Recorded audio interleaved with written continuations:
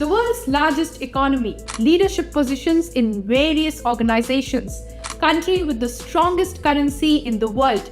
You know who I'm talking about? It's the US. The country has hundreds of overseas military bases. Anything happens in the world, US is intervening. Be it the Russia-Ukraine crisis, the Middle East war, or anything else. Everyone wants to know who the US is supporting. The US Fed's decisions impact global markets as well. But this was not the case always. US was once young and vulnerable too. In 1820, it only contributed 2% to the world's GDP. So how did US become an economic superpower? And can it sustain its position? Let me explain. Let's first take you back to 1776. July 4, 1776 is when US got independence from British rule and it became a sovereign country. And the political masterminds who led the country at that time played an important role in its position now.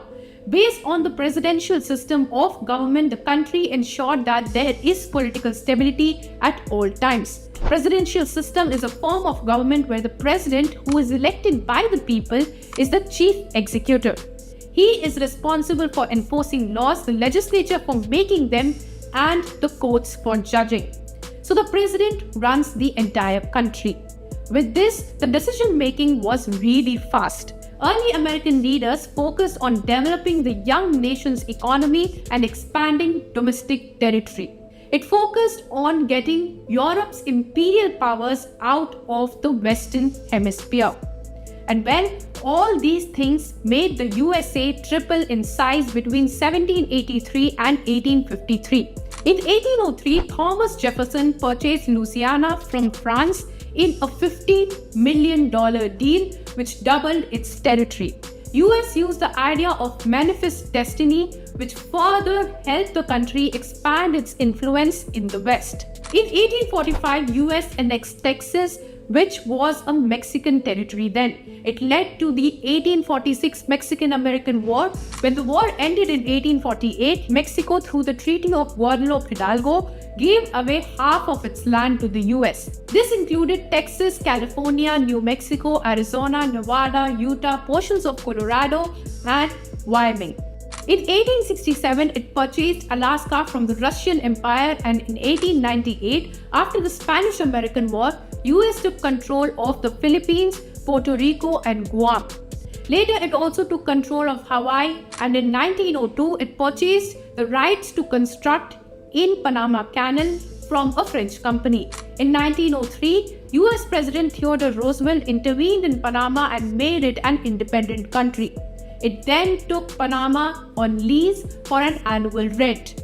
This gave the US control over Atlantic and Pacific Ocean, even through the open door policy with China, which also helped US expand its trade in the Pacific region. Now, by acquiring all these places, US also gained control over major resources in these states like oil and gold. In 1848, major gold reserves were discovered in California and US became the center of economic activities, and that period was called California Gold Rush of 1848. So well, it was a big deal. Carlin Trent was also discovered in Nevada. Nevada gold mines are the largest in the world as per reports.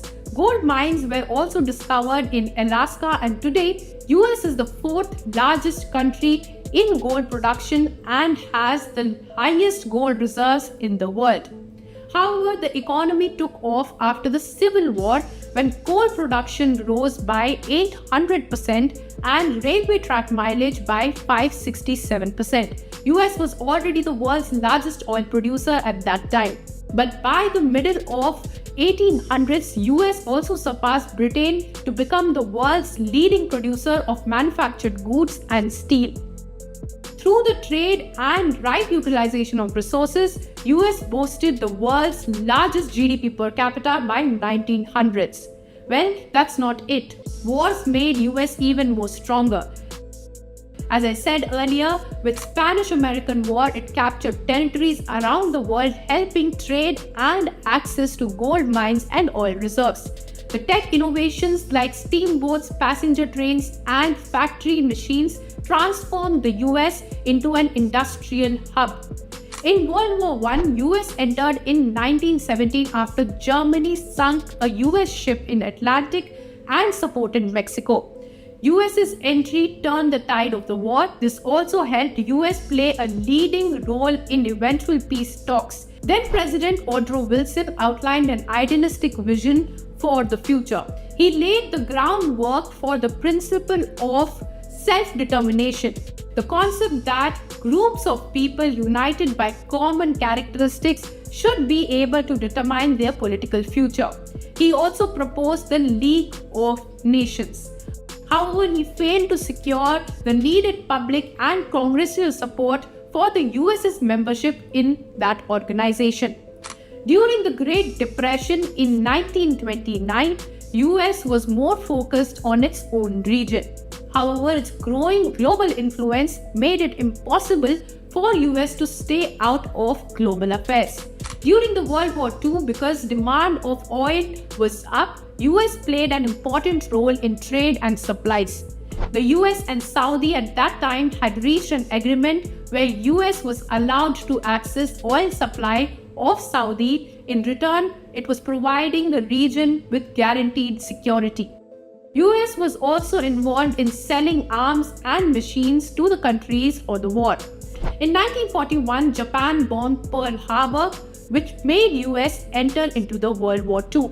And because US's global influence was the highest, it took the lead in peace talks. It created the United Nations. Another one was the Bretton Woods Conference 1944, made to avoid a financial crisis.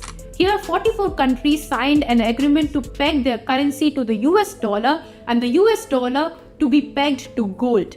This made the US dollar gain power. The Conference of 1944 also formed IMF and World Bank. Later, when Soviet Union was gaining power, fearful of Soviet Union's intentions, US and other European countries created NATO to stop Russia from invading other European countries.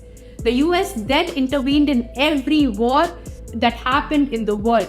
It was then decided that US should continue to manage global affairs. Currently, the US has over 750 overseas military bases in 80 countries.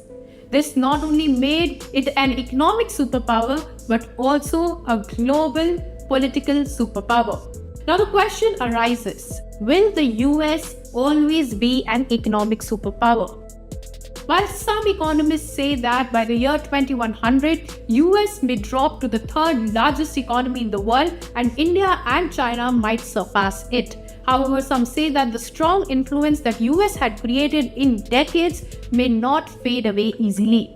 India and China both are still developing countries and very low GDP per capita compared to the US. US's GDP is at $27 trillion, GDP per capita is at $83.06 thousand, while China's GDP is at $18 trillion, $13.16 thousand of GDP per capita. India is much lower at $4.2 trillion in GDP and $2.85 thousand in GDP per capita. Even the difference between US and China's numbers is huge. Besides that, US also has a very strong military base and the currency still dominates others. So what is your opinion on this? Will the US stay an economic superpower? Let us know in the comments and like, share and subscribe to ET Now's YouTube channel for more such news and views. If you like this video, then like, share and subscribe to ET Now.